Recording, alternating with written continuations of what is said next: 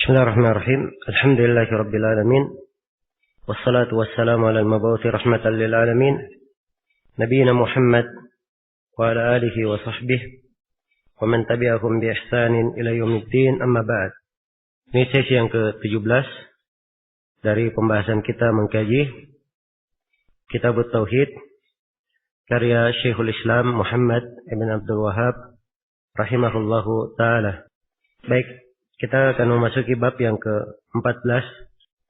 Berkata penulis rahimahullahu taala, babu qaulillahi taala, ayusyrikuna ma la yakhluqu syai'an wa hum yukhlaqun wa la yastati'una lahum nasran wa la anfusahum yansurun.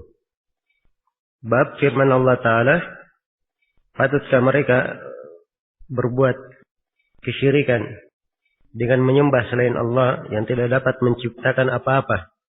Bahkan mereka itu yang diciptakan oleh Allah.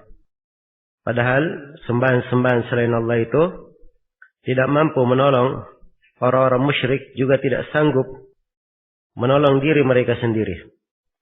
Sini dari keindahan susunan buku ini dan kedetailan penulisnya di dalam mengurut pembahasan. Setelah beliau menerangkan tentang al-isti'adah, hukum al-isti'adah dan istighatsah selain daripada Allah, juga beliau terangkan hukum doa kepada selain Allah, di mana beliau terangkan hal-hal tersebut yang merupakan perkara kesyirikan. Maka setelah itu beliau di dalam bab ini memberikan penegasan umum terkait dengan beberapa bab sebelumnya yang sudah berlalu dan akan terkait dengan beberapa bab yang akan datang. Yang intinya bahwa beribadah, menyerahkan ibadah kepada selain Allah itu adalah suatu kesyirikan dan kebatilan. Iya. Tidak akan memberikan manfaat kepada orang yang melakukannya. Dan di dalam hal ini juga penegasan apa yang akan datang, sebab di bab-bab yang akan datang Syekh akan terangkan bagaimana keadaan para malaikat. Mereka juga adalah hamba-hamba Allah. Dan juga akan diterangkan di bab yang akan setelahnya tentang syafaat. Diterangkan bagaimana keadaan para nabi. Nabi Muhammad sendiri, dia juga hamba Allah, perlu kepada Allah. Dan juga akan diterangkan tentang gulu terhadap orang-orang salih. Bahwa orang-orang salih, wali-wali juga adalah hamba-hamba Allah. Iya. Jadi seluruh pembahasan tersebut ini ada keterkaitannya dengan bab ini. Ada keterkaitannya dengan bab ini. Jadi bab ini ada kaitannya dengan dua bab sebelumnya atau beberapa bab sebelumnya. Dan ada kaitannya dengan beberapa bab sebelumnya. Di dalam hukum umum untuk memurnikan tauhid dan menjelaskan batilnya kesyirikan. Bab firman Allah Ta'ala, ayusyrikuna ma la yakhluqu syai'an wa hum yukhlaqun. Apakah mereka berbuat kesyirikan? Ini istifham ingkari, pengingkaran. Ya, dan ini celaan terhadap kaum musyrikin. Apakah mereka patut layak untuk berbuat kesyirikan? Ma la yakhluqu syai'an, dengan menyembah yang tidak dapat menciptakan apa-apa. Siapa saja mereka sembah, mereka bukan pencipta dan tidak mampu menciptakan apa-apa. Wa hum yukhlaqun. Bahkan mereka itu adalah makhluk-makhluk Allah, ciptaan-ciptaan Allah. Wa la yastati'una lahum nasra. Dan mereka tidak akan mampu memberikan pertolongan kepada siapa yang menyembahnya. Dan mereka yang disembah itu juga malah tidak mampu menolong dirinya sendiri. Tidak mampu menolong dirinya sendiri. Baik. Maka ayat ini Allah mencela kaum musyrikin karena mereka menyembah bersama Allah sembahan-sembahan yang tidak bisa menciptakan sesuatu dan tidak memiliki hak untuk disembah, serta tidak mampu melindungi orang-orang yang menyembahnya dari bahaya, bahkan tidak mampu melindungi dirinya sendiri dari bahaya. Kalau keadaannya seperti itu, maka batillah peribadatan kepada mereka. Karena makhluk tidak mungkin bisa jadi sekutu bagi Allah Subhanahu wa taala yang mencipta, Al-Khaliq. Dan hamba yang lemah tidak akan menjadi sekutu bagi Allah Subhanahu wa taala yang Maha Kuat. Baik. Maka ayat ini di antara kandungannya menunjukkan batilnya kesyirikan dari dasarnya. Karena bergantung kepada makhluk yang lemah. Kesyirikan itu bergantung kepada makhluk yang lemah. Ketika diterangkan kelemahan makhluk itu, maka batillah kesyirikan tersebut dari pondasinya, dari dasarnya. Kemudian ayat ini juga menerangkan bahwa Allah Al-Khaliq yang Maha Mencipta dan memberikan kekuatan, dan darinya lah segala kekuatan dan pertolongan. Dialah satu-satunya yang berhak untuk diibadahi. Dan di dalam ayat juga pendalilan tentang tauhid rububiyah untuk menetapkan tauhid uluhiyah. Dan juga di dalam ayat disyariatkan untuk membantah kaum musyrikin dalam rangka membela al-haq dan menghancurkan kebatilan. Dan di dalam ayat ini juga terdapat penjelasan jahilnya orang-orang musyrikin dan kurangnya akal mereka. Dan terdapat di dalam ayat juga pendalilan bantahan terhadap kaum musyrikin dengan dalil akli. Dan dengan dalil apa? Akal sehat. Sebab orang yang akalnya sehat akan mengakui seluruh hal ini. Yang mereka ibadahi bukan pencipta, bahkan mereka adalah makhluk. Yang mereka ibadahi tidak mampu memberi pertolongan, bahkan diri mereka sendiri tidak mampu mereka tolong. Maka ayat ini menafikan segala manfaat yang terdapat pada sembahan-sembahan selain daripada Allah. Dan ini menunjukkan kebatilan ibadah kepada mereka. Dan kaidah ini, kaidah pokok, masuk di dalamnya segala bentuk peribadatan kepada selain Allah. Apakah kepada orang-orang salih, kepada para malaikat, kepada para nabi, kepada kuburan, kepada pepohonan, dan selainnya. Iya, dan selainnya. Kemudian di dalam ayat berikutnya atau di dalam bab ini penulis rahimahullah menyebutkan beberapa ayat. Jadi judul babnya saja sudah ayat ya. Kemudian beliau sebutkan beberapa ayat yang terkait dengan bab ini. Ayat yang pertama, wa qauluhu ta'ala, dan firman Allah Ta'ala, walladzina tad'una min dunihi ma yamlikuna min qitmir in tad'uuhum la yasma'u du'aakum walau sami'u mastajabu lakum. Wa yawmal qiyamati yakfuruna bisyirkikum wa la yunabbi'uka mithlu khabir. Dan firman Allah Ta'ala, dan sembahan-sembahan selain Allah yang kalian seru tidak memiliki kekuasaan apapun walaupun setipis kulit ari korma. Kitmir ini kulit tipis ya yang berada di biji korma itu. Nah, seorang kalau makan korma ada bijinya. Begitu dia lihat bijinya ada kulit tipis di biji korma tersebut. Nah, itu kitmir namanya. Itu namanya kitmir. Dan di dalam Al-Quran ada 3 hal berkaitan dengan biji korma.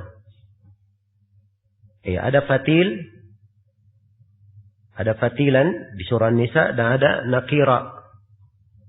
Fatil itu adalah kalau di korma itu ada belahan sedikit di pertengahan biji korma. Di situ ada serat-serat. Nah, itu fatil namanya.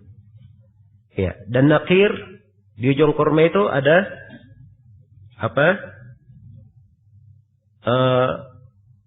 sesuatu yang menempel padanya. Nah, itu disebut nakir. Jadi semuanya berkaitan dengan kurma untuk mengibaratkan walaupun sedikit, walaupun sepele. Iya.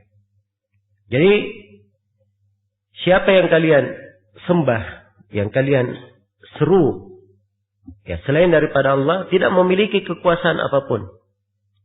Walaupun setipis kulit ari kurma. Setipis kulit kurma saja dia tidak punya. Iya.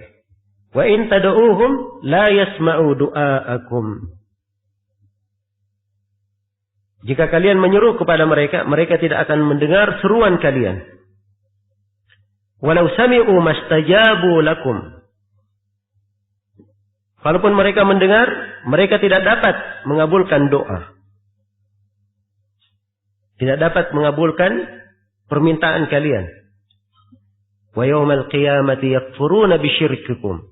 Dan pada hari kiamat, mereka akan kafir terhadap perbuatan kesyirikan kalian. Wala yunabbi'uka mithlu khabir. Dan tiada yang memberi keterangan kepada engkau sebagaimana yang diberikan oleh Allah yang Maha mengetahui. Ini dari perkara gaib ya. Dan Allah yang Maha mengetahui hal tersebut. Allah yang mengabarkannya di sini. Dan tidak ada yang mampu memberi kabar seperti itu kecuali hanya Allah Subhanahu wa ta'ala. Ya, di dalam ayat ini Allah Subhanahu wa ta'ala mengabarkan keadaan mereka yang disuruh selain daripada Allah. Apakah yang disuruh itu malaikat, para nabi, patung-patung maupun yang lainnya? Allah terangkan keadaan mereka, kelemahannya dan ketidakmampuannya. Sama sekali tidak memiliki apapun, walaupun hanya sebatas kitmir, setipis kulit ari pada kurma. Andai kata mereka berdoa kepadanya, mereka tidak akan mampu mendengar. Tidak akan mampu mendengar. Andai kata mereka mampu mendengar, mereka tidak mampu apa? Mengabulkan.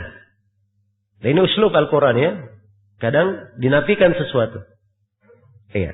Kemudian diberikan, andai kata begini, maka mereka juga tidak mampu begini. Untuk membuka kelemahan yang lain. Jadi semakin tampak kelemahannya dari banyak sisi. Iya. Dan juga di antara kerugiannya wa yaumal qiyamati yakfuruna bisyirkikum. Dan pada hari kiamat yang kalian sembah itu semuanya akan kafir, berlepas diri terhadap kesyirikan yang kalian lakukan. Nah, inilah berita dari Allah.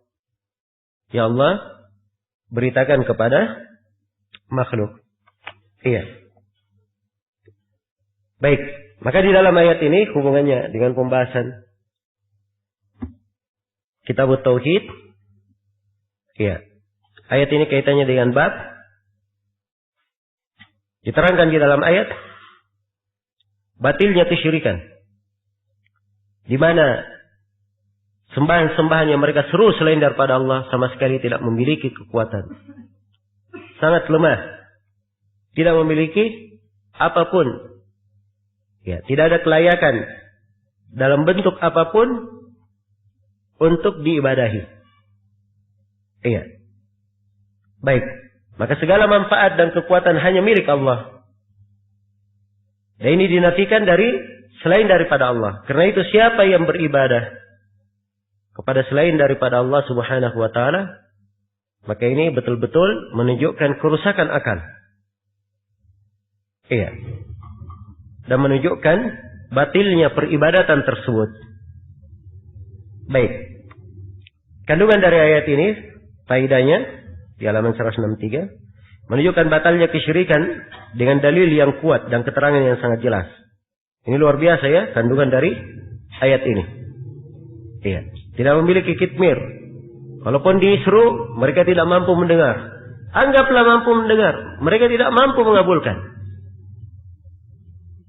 Ini betul-betul pelemahan dan hujjah yang sangat kuat sekali. Iya. Dan itulah uslub Al-Quran dalam menerangkan kebatilan. Diterangkan kebatilan itu dengan sangat jelas.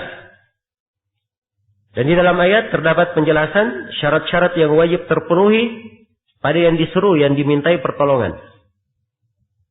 Jadi kalau ingin berdoa, ya, yang ditempati berdoa harus memiliki kriteria. Yang pertama, dia memiliki apa yang diminta darinya. Ya, kalau siapa yang minta kepadanya, apa saja dia minta, dia kabulkan. Nah, itu yang pertama. Dan ini tidak ada yang memilikinya kecuali siapa? Kecuali Allah. Kriteria yang kedua, dia mendengar doa orang yang berdoa kepadanya. Iya. Dan ini juga tidak ada yang memilikinya kecuali Allah. Kemudian yang ketiga, mampu menjawab doa. Ini juga tidak ada yang memilikinya kecuali Allah. Dengan itu, batillah seluruh peribadatan kepada selain Allah dan tampak dengan sangat jelas akan kekuatan dan keagungan peribadatan kepada Allah Subhanahu wa taala. Kemudian yang ketiga, bahwa perkara akidah itu dibangun di atas bukti, keterangan-keterangan dan keyakinan, bukan dibangun di atas prasangka dan dugaan serta taklid buta. Iya, sekedar ikut-ikutan menyembah ini, menyembah itu. Harus dibangun di atas dalil kuat. Dan di dalam ayat juga terdapat penetapan ilmu Allah tentang akibat-akibat dari semua perbuatan. Iya. Sebab di dalam ayat diterangkan, ya, mereka tidak memiliki begini. Kalau mereka berdoa, akibatnya yang terjadi mereka tidak akan mendengar. Andai kata mereka mendengar, yang terjadi mereka tidak akan mampu mengabulkan. Semuanya dikabarkan oleh Allah. Menunjukkan luasnya ilmu Allah Subhanahu wa taala. Mengetahui segala sesuatu yang terjadi. Baik, dan di dalam ayat ini juga,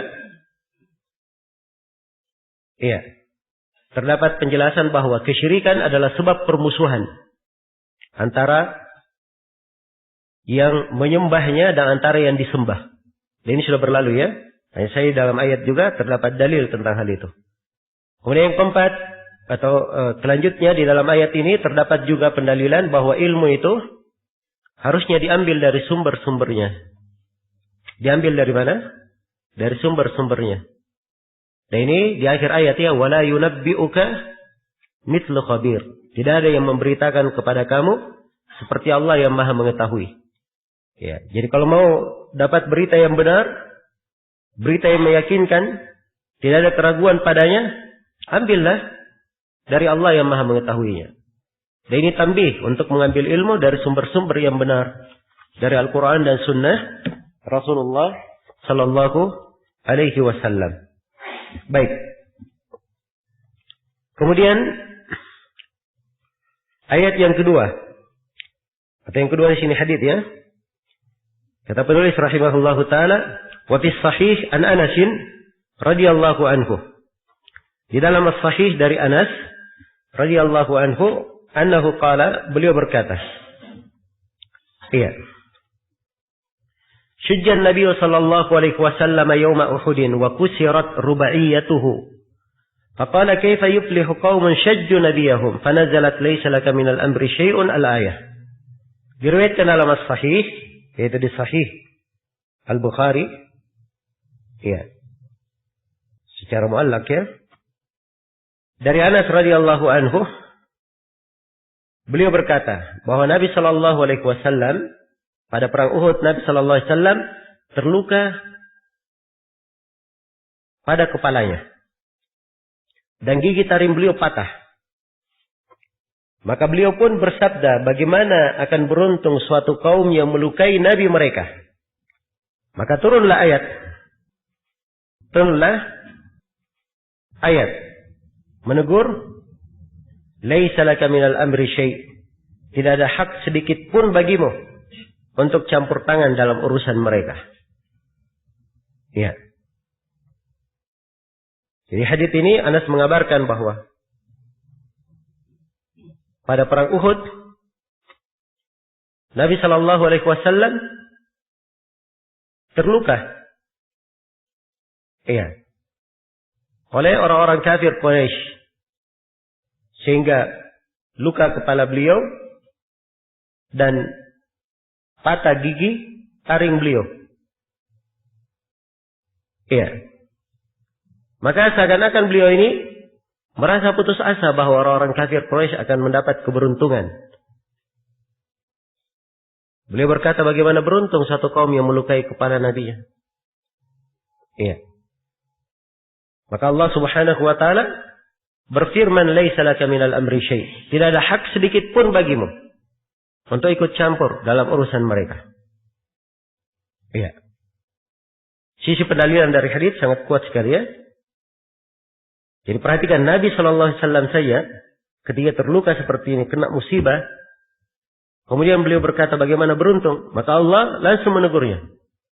Ya, bahwa engkau tidak punya hak sedikit pun ikut campur dalam urusan mereka. Karena Allah Subhanahu wa taala ya, di kelanjutan ayatnya, "Laisa laka minal amri syai'un aw yatuba 'alaihim aw yu'adzibahum fa innahum zalimun."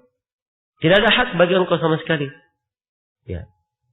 Apakah atau Allah ingin memberi taubat kepada mereka atau ingin menyiksa mereka karena kezaliman mereka. Jadi ini khusus hak Allah. Jelas ya? Jadi kalau hal yang seperti ini saja Nabi sallallahu alaihi wasallam tidak punya hak sama sekali. Apalagi kalau dikatakan Nabi punya hak dalam ibadah. Padahal itu adalah kekhususan Allah Subhanahu wa ta'ala. Baik. Jadi ini sisi pendalilan dari apa? Dari hadits yang agung ini. Ya, sekali lagi saya tegaskan pendalilan dari hadits bahwa hadits yang terdapat di dalamnya ayat menunjukkan bahwa para nabi yang merupakan orang-orang salih, mereka tidak memiliki manfaat apapun dan tidak mampu memberi bahaya kepada siapapun. Bagaimana pula selainnya? Bagaimana pula selain Nabi dan Rasul? Iya, jadi kalau Nabi saja tidak memiliki hal tersebut, maka selainnya lebih-lebih lagi. Terdapat beberapa faedah dalam hadis. Yang pertama menunjukkan batilnya kesyirikan kepada para wali dan orang-orang salih. Karena apabila Rasulullah SAW saja tidak mampu menolak bahaya dari diri beliau sendiri dan tidak berkuasa terhadap suatu perkara apapun, maka terlebih lagi pada selain beliau. Kemudian yang kedua terjadinya sakit dan ujian pada diri Nabi Shallallahu Alaihi Wasallam. Pada diri para Nabi Alaihi Wasallam ada ujian dan ada cobaan. Dan itu sudah merupakan ketentuan Allah pada wali-walinya untuk mengangkat derajat mereka. Kata Nabi Shallallahu Alaihi Wasallam, "Asyaddun nasi bala'an al-anbiya'u thumma al-amsalu fal-amsal." Manusia yang paling berat ujiannya adalah para nabi. Kemudian yang semisal dengannya, kemudian yang semisal dengannya. Kemudian di dalam hadits ini juga terdapat wajibnya ikhlas dalam beribadah kepada Allah. Karena hanya Allah saja menguasai segala urusan. Kemudian yang keempat, disyariatkan untuk bersabar dan menanggung gangguan dan kesulitan di jalan dakwah kepada Allah Subhanahu wa taala. Ya, harus ada cobaan, ujian, gangguan, dituntut kesabaran. Dan di dalam ayat terdapat larangan berputus asa dari rahmat Allah. Karena manusia bagaimanapun berbagai macam kemaksiatan yang dia lakukan, maka tetap saja ya mungkin diharapkan padanya rahmat. Mungkin diharapkan padanya apa? Rahmat. Karena itu Nabi ditegur ketika berkata, bagaimana beruntung suatu kaum melukai kepala nabinya. Iya, karena melukai beliau. Maka Allah tegur bahwa engkau tidak memiliki hak apapun dalam hal tersebut. Dan di dalam hadits ini juga serta ayat terdapat bahwa para nabi itu tidak mampu melakukan suatu apapun kecuali apa yang Allah Subhanahu wa taala berikan untuk mereka. Iya. Dan di dalam hadits ini juga terdapat penjelasan bahwa tidak ada yang mengetahui akhir dari kehidupan seorang kecuali Allah. Ya, siapa yang mengetahuinya bahwa akhirnya adalah dia tidak beruntung, akhirnya dia mati kafir. Jadi semuanya dari hak Allah Subhanahu wa taala. Dan terdapat bahwa taubat menggugurkan apa yang telah lalu. Sebab andai kata mereka ini masuk Islam, dapat hidayah, maka mereka akan berada di atas petunjuk, gugur apa yang telah berlalu. Kemudian dalam hadits berikutnya kata penulis rahimahullahu taala, wa fihi an Ibnu Umar radhiyallahu anhuma annahu sami'a Rasulullah sallallahu alaihi wasallam yaqulu idza rafa'a ra'sahu min ar-ruku'i fi raka'atil akhirah min al-fajr. Allahumma al'an fulanan wa fulanan ba'dama yaqulu sami'a Allahu liman hamida rabbana walakal hamd. Fa anzalallahu ta'ala laisa laka minal amri syai'. Ya, ini riwayat yang lainnya. Diriwayatkan pula dalam as-sahih. Masih di sahih Bukhari. Dari Ibnu Umar radhiyallahu anhuma, beliau berkata bahwa beliau mendengar Rasulullah sallallahu alaihi wasallam berdoa setelah terluka pada kepala dan gigi taring. Taring beliau terputus. Ini kejadiannya yang sebelumnya.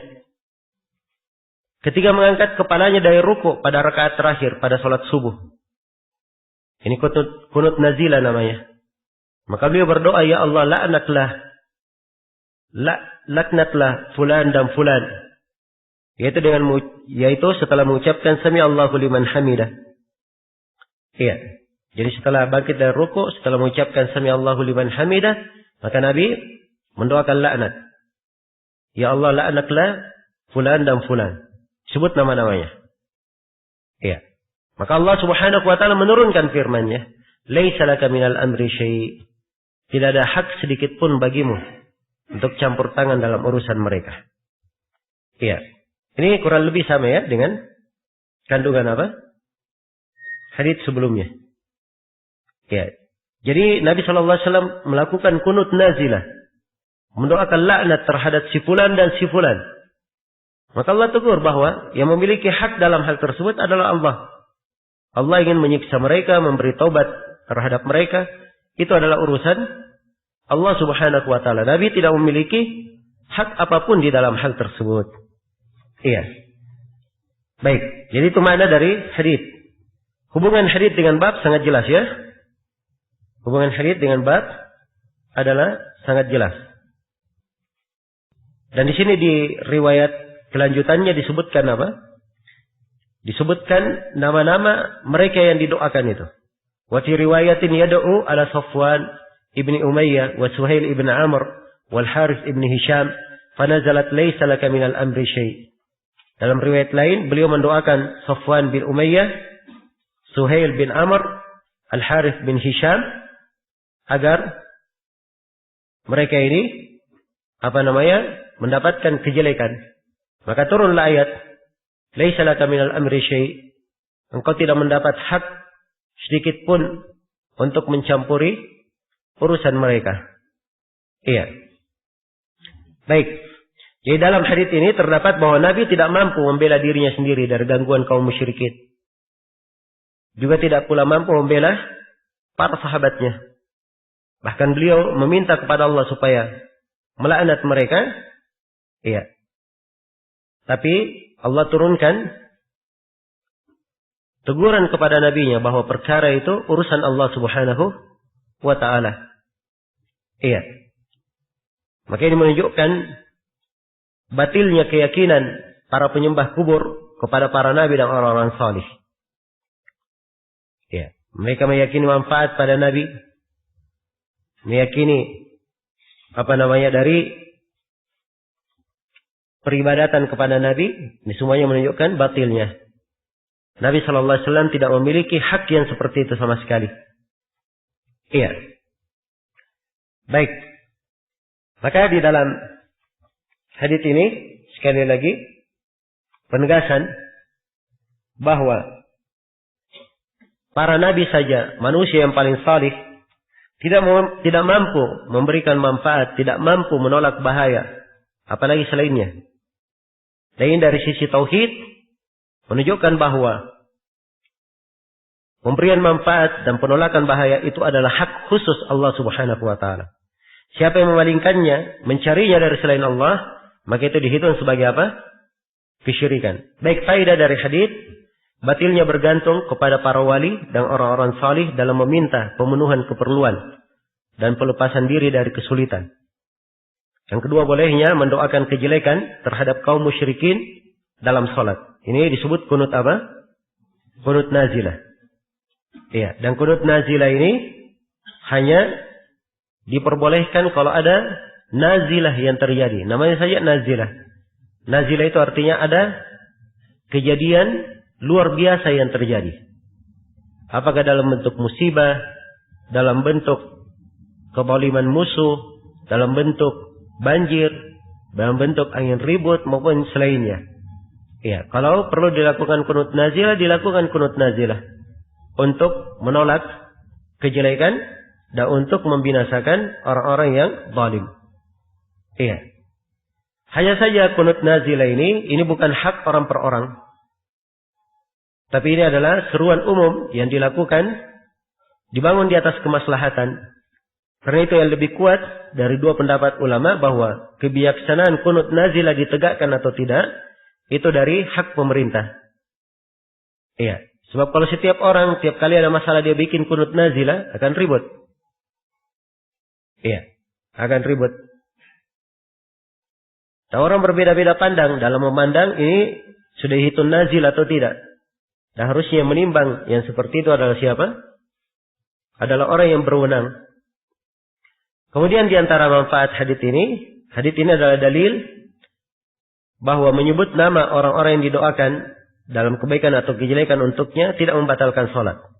Ya, kalau disebut dilaknat orang-orang tertentu di dalam sholat, disebutkan namanya fulan dan fulan, tidak ada masalah. Itu tidak membatalkan sholat. Sebab memang kunut nazilah diizinkan di dalam sholat, maka apa yang terhitung di dalamnya sepanjang di batas yang disyariatkan tidak ada masalah.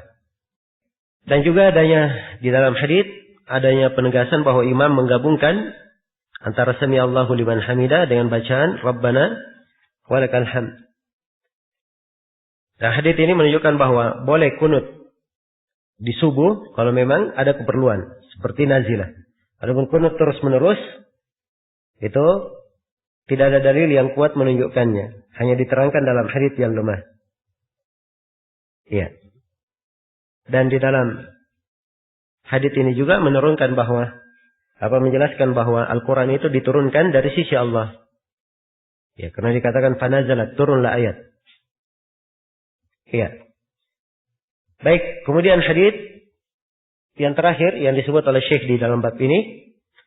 Kata beliau, wa fihi an Abi Hurairah radhiyallahu anhu annahu qala qama Rasulullah sallallahu alaihi wasallam hina unzila alaihi wa anzir ashiratakal aqrabin. Qala ya ma'syara Quraisy aw kalimatan nahwaha ishtaru anfusakum la ughni ankum minallahi syai'a.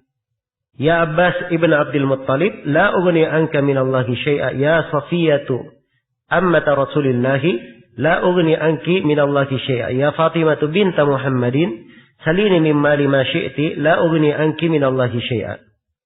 Juga diriwayatkan dalam As-Sahih, dan ini dalam riwayat Bukhari Muslim ya. Dari Abu Hurairah radhiyallahu anhu, beliau berkata, ketika ayat turun, dan berikanlah peringatan kepada keluargamu yang terdekat. Iya, menunjukkan bahwa dakwah itu begitu disampaikan, maka yang paling terdekatnya, yang paling dia perhatikan. Ya, dan ini kandungannya luas sekali ya. Dia dakwah yang paling dekatnya. Sebab kalau yang paling dekatnya mendukungnya, maka akan mudah urusan.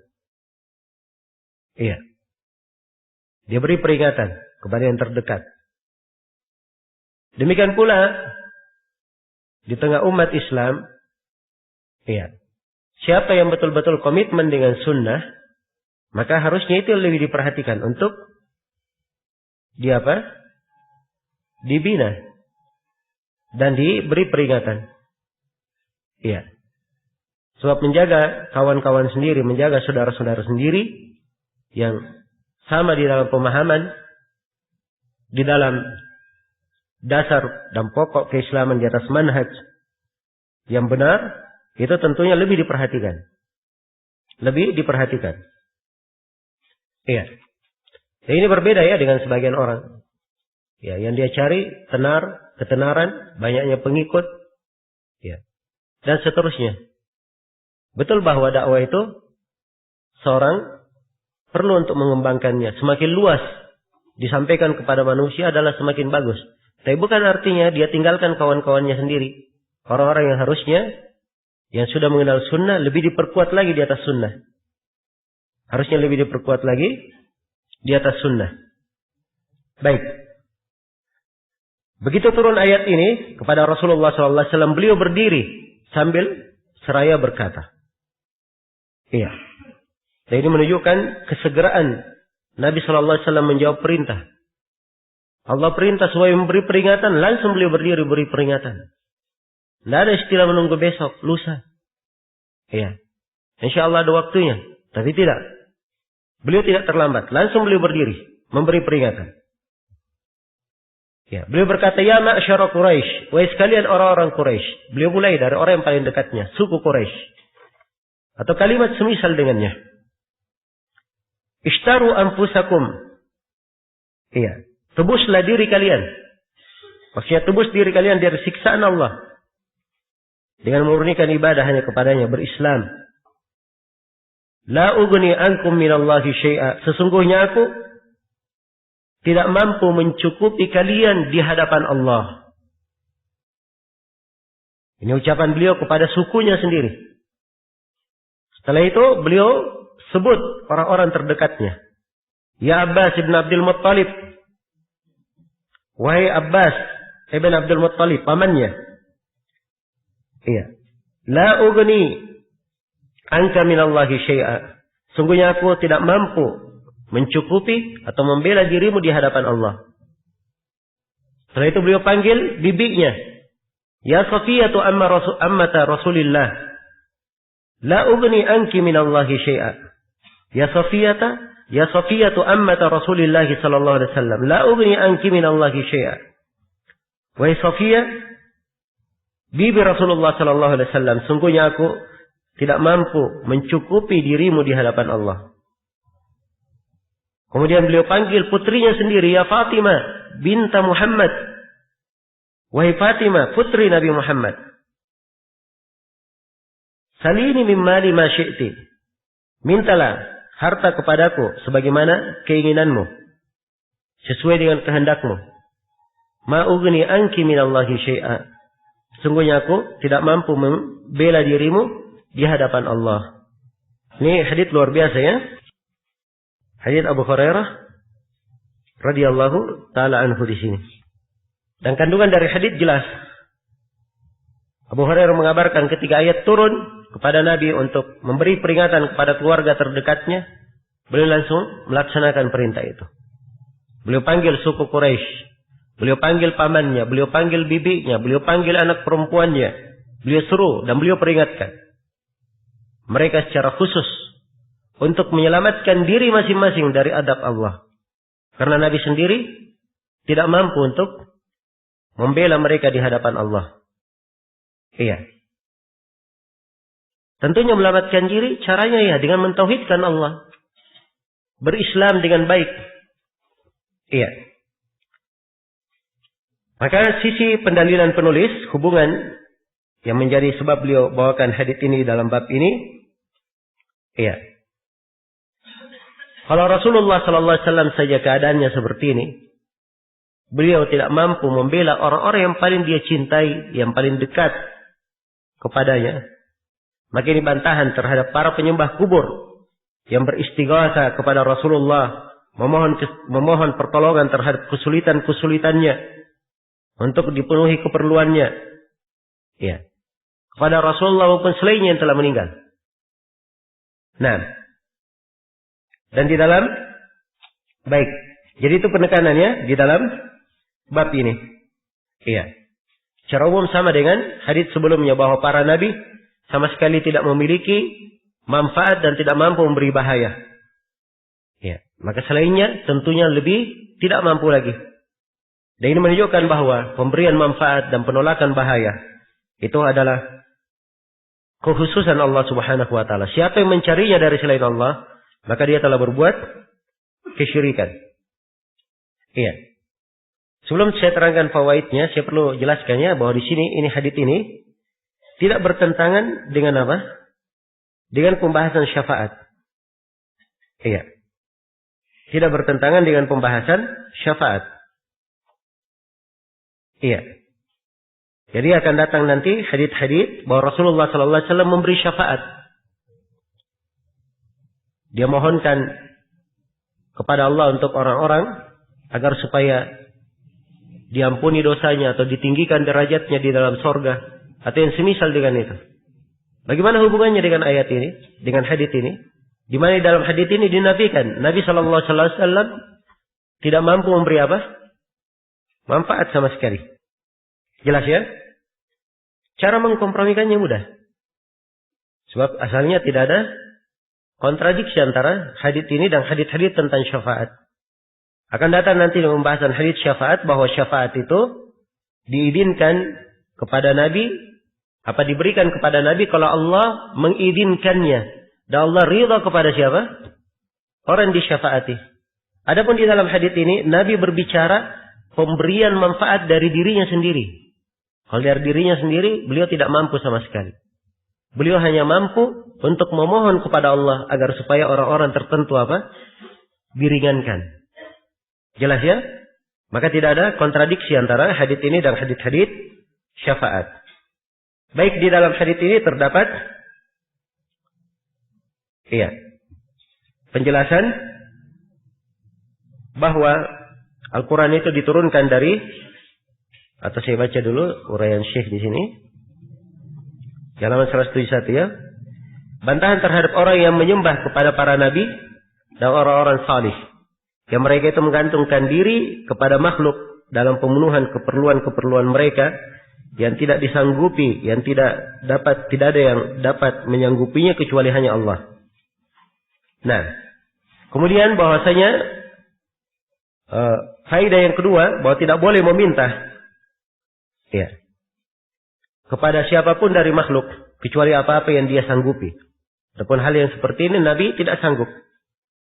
Kemudian yang ketiga terdapat kebersegeraan Nabi Shallallahu Alaihi Wasallam dalam melaksanakan perintah Allah dan di dalam menyampaikan risalah. Dan juga di dalam hadits menunjukkan bahwa tidak ada yang mampu menyelamatkan dari adab Allah kecuali siapa yang beriman dan beramal salih. Bukan hanya bersandar kepada nasab keturunan atau dia berkawan dengan orang salih, berkawan dengan orang-orang baik seperti yang disangka oleh orang sekarang ini. Ya, kalau dia punya kenalan seorang guru yang salih, ya kadang disebut kiai, kadang disebut habib. Ya, kalau sudah punya kenalan, diharapkan dia menjadi yang memberinya syafaat pada hari kiamat. Itu semuanya tidak ada manfaatnya. Nabi Muhammad saja tidak bisa memberikan apa? Manfaat kepada orang yang senasab dengannya. Ya, tidak yang beriman bersama beliau, tidak pula yang kafir terhadap beliau. Sebab itu semuanya ya dari Allah Subhanahu wa taala. Pemberian manfaat dan penolakan madarat itu dari kekhususan Allah Subhanahu wa taala. Iya. Kemudian yang kelima, yang kelima bahwa orang yang pantas menjadi paling dekat dengan Rasulullah sallallahu alaihi wasallam adalah orang yang taat dan mengikuti beliau. Baik dari kalangan kerabat-kerabat beliau maupun selainnya. Ya. Jadi dari sisi kedekatan yang mendekati Nabi pada hari kiamat, yang mengawali beliau bukan dilihat pada nasab. Murni pada nasab, tapi yang dilihat pada apa? Pada kesalihan, ketaatan. Ya, kalau dia taat, dia salih, nasabnya ada hubungan dengan Nabi, maka ini lebih baik lagi. Lebih dekat lagi. Jelas ya? Kemudian, di dalam hadits ini juga menunjukkan bahwa semata memiliki hubungan kekerabatan dengan Rasul, tidak ada manfaatnya. Kalau tidak memiliki iman dan amalan salih serta akidah yang benar. Dan di dalam hadits juga, terdapat penjelasan bahwa Al-Quran diturunkan dari sisi Allah, bukan makhluk. Ya, karena ayat ini turun kepada Nabi. Dan terdapat di dalam hadits ini juga bolehnya meminta sesuatu kepada Nabi. Dari harta atau yang semisal dengannya. Pada hal-hal yang beliau mampu. Sepanjang Nabi masih hidup. Karena Nabi katakan kepada putrinya, wahai Fatimah, mintalah dari hartaku apa yang kamu senangi. Jadi pada hal yang beliau mampu. Dan beliau masih hidup, tidak ada masalah. Ya, di luar daripada itu, maka itu masuk di dalam bentuk kesyirikan. Kemudian penulis rahimahullahu taala tutup bab ini dengan menyebutkan masail. Kata beliau fihi masail. Di dalamnya terdapat sejumlah masail, sejumlah permasalahan, pembahasan. Al-ula tafsirul ayatain. Yang pertama tafsir 2 ayat. Dan ini sudah kita terangkan. Yang kedua kisah Uhud. Kisah di perang Uhud tatkala beliau terluka. Iya. Dan pada tafsir 2 ayat kisah perang Uhud, semuanya menunjukkan bahwa Nabi SAW sama dengan manusia lainnya. Tidak mampu memberi manfaat dan juga tidak mampu menolak bahaya dari dirinya sendiri. Iya. Kemudian as-salisa, yang ketiga, kunut sayyidil mursalin wa khalfahu sadatul awliya yu'amminuna fis shalah. Kunutnya para penghulu para rasul. Sementara di belakang beliau ada para penghulu wali yang mengaminkan di dalam salat. Siapa para penghulu wali ini di belakang Nabi? Para sahabat, ya. Mereka wali-wali Allah, para penghulu wali-wali Allah. Jadi Nabi afdalul khalq, manusia yang paling baik, di belakangnya wali-wali Allah yang paling baik mengaminkan. Dan mereka orang salih semuanya, berdoanya juga kepada siapa? Kepada Allah. Itulah tauhid. Dan ini terdapat pelajarannya bahwa di kondisi genting, di kondisi susah, orang-orang salih saja berdoa, memohon kepada Allah. Ya, apalagi orang-orang yang memang banyak dosa, sering berbuat kesalahan. Kadang sebagian orang, ya, dia jatuh di dalam kesusahan, jatuh di dalam perkara yang tidak menyenangkan, dia biarkan dirinya begitu saja. Bahkan ada sebagian keliru salah memahami, dianggap itu bagian dari tawakal. Tidak, ya. Justru kalau dia berdoa, doa adalah ibadah. Doa adalah penghambaan. Dan ciri kekhususan penghambaan. Karena itu di surah Anbiya, dan surah Anbiya ini terdapat penekanan makna memurnikan ibadah. Sebab diulangi dalam beberapa tempat ayat. Sifat ubudiyah. Dan disebutkan para nabi dengan sifat ubudiyahnya di dalam surah Al-Anbiya. Dan paling ditekankan di dalam surah Al-Anbiya, hampir setiap nabi yang disebutkan diterangkan doanya masing-masing. Mereka berdoa kepada Allah Subhanahu wa taala. Jadi kalau para nabi saja berdoa, selalu bergantung kepada Allah, maka harusnya demikian sifat orang-orang yang bertauhid. Sifat orang-orang yang bertauhid. Itulah saya kemarin katakan bahwa tauhid itu penyelesaian segala masalah. Kadang orang ribut, ya, di tengah rumah tangganya, ribut antara dia dengan istrinya. Seakan-akan keributan ini tidak mungkin selesai. Tidak pernah dia berdoa kepada Allah. Diberikan apa? Hal yang terbaik. Iya.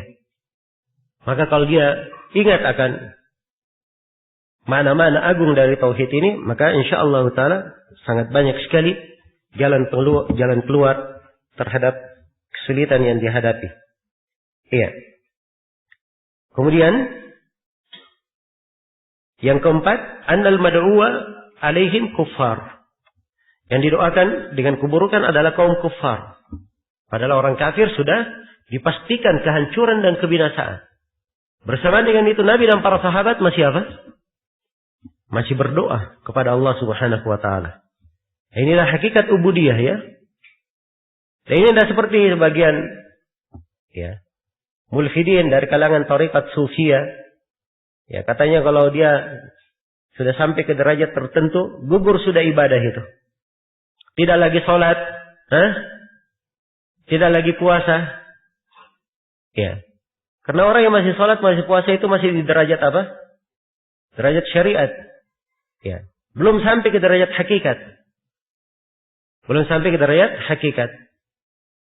Dan ini semuanya adalah orang-orang yang berpemahaman menyimpang, menganut kebatilan. Nabi saja di sini, Sayyidul Anbiya wal Mursalin, para sahabat, manusia yang terbaik, masih saja berdoa, memohon kepada Allah. Ya. Dan orang-orang itu tadi, naudzubillah, meninggalkan syariat. Ya, bahkan mereka melakukan dosa, melakukan kekejian, dan itu dianggap sebagai karamah kemuliaannya. Ya, karena itu di dalam buku-buku sufi hal yang menakjubkan, ya. Kalau dia cerita karamah apa? Karamah syekh-syekh tarikatnya. Ya, sampai disebutkan dari karamah seorang syekh tarikat, ya, didatangi tokonya atau rumahnya, didapati bau busuk yang sangat busuk. Ternyata dia mengumpul bangkai di dalamnya. Nah, ini dianggap karamah sama mereka. Betapa zuhudnya syekh ini dalam kehidupan. Dianggap karamah hal yang seperti ini. Padahal ini tidak pernah terjadi di kalangan Nabi dan para sahabatnya, orang-orang yang senang mensucikan dirinya. Senang mensucikan dirinya. Ya. Dan kadang sebagian orang sufi itu kalau ingin dia didik dirinya, kadang dia lakukan maksiat, naudzubillah. Seperti kisah pencuri di WC itu. Ya, kisahnya ada di Ihya Ulumuddin ya, dari Al-Ghazali. Katanya karena dia sudah terlalu tenar, terlalu banyak didatangi orang. Ya. Maka dia sengaja pergi mencuri baju di WC. Akhirnya digebukin sama orang. Untuk apa? Supaya hilang ketenaran itu dan dia lebih mendidik dirinya. Ya. Perhatikan ya, cara orang-orang aneh di dalam apa? Di dalam mendidik dirinya. Dianggap itu agama. Dan sepertinya hal yang menakjubkan. Kalau orang tidak mengenal tauhid, luar biasa. Bagaimana syaitan menggambarkan kebatilan dengan bentuk yang apa? Bentuk yang indah. Seakan-akan suatu hal yang sangat bau, sangat busuk, naudzubillah. Ya. Di penciumannya digambarkan hal yang sangat harum, sangat indah. Ya. Dan inilah perkara yang terjadi pada orang-orang yang berbuat kesyirikan. Iya. Baik. Kemudian yang kelima, annahum fa'alu asya'a ma fa'alaha ghalibul kuffar, minha syajjuhum nabiyahum wa hirsuhum ala qatlihi wa minha at-tamthil bil qatlah ma'annahum banu ammihim. Yang kelima, mereka ini telah melakukan sejumlah hal yang tidak dilakukan oleh mayoritas kaum kafir. Di antaranya mereka melukai nabi mereka dan upaya mereka membunuh nabi. Juga di antara mereka ada yang melakukan mutilasi terhadap korban yang dibunuh. Ya, dia potong hidungnya, telinganya. Ya. Sementara yang terbunuh adalah sanak famili mereka sendiri. Ya. Jelas ya? Ini orang-orang kafir, sudah kerabat dekat. Ya. Keadaannya seperti ini.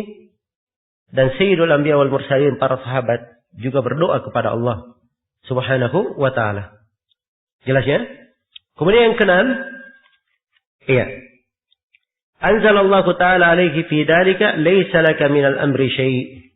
Allah telah menurunkan firman-Nya, tidak ada hak sedikit pun bagimu untuk campur tangan dalam urusan mereka. Ya, ini ayat luar biasa ya, menunjukkan bahwa Nabi tidak ada urusan dalam hal yang seperti itu, apalagi selain daripada Nabi. Iya. Selain daripada Nabi. Nah, yang ketujuh, qauluhu aw yatuba alaihim aw yu'adzibahum fa innahum zalimun fataba alaihim fa amanu. Firman-Nya, atau Allah menerima taubat mereka atau mengadab mereka karena sungguhnya mereka itu adalah orang yang zalim, hingga Allah mengampuni mereka, maka mereka pun beriman. Dan dimaklumi ya, ya, setelah itu orang-orang yang didoakan itu tadi, di antara mereka ada yang masuk Islam. Iya.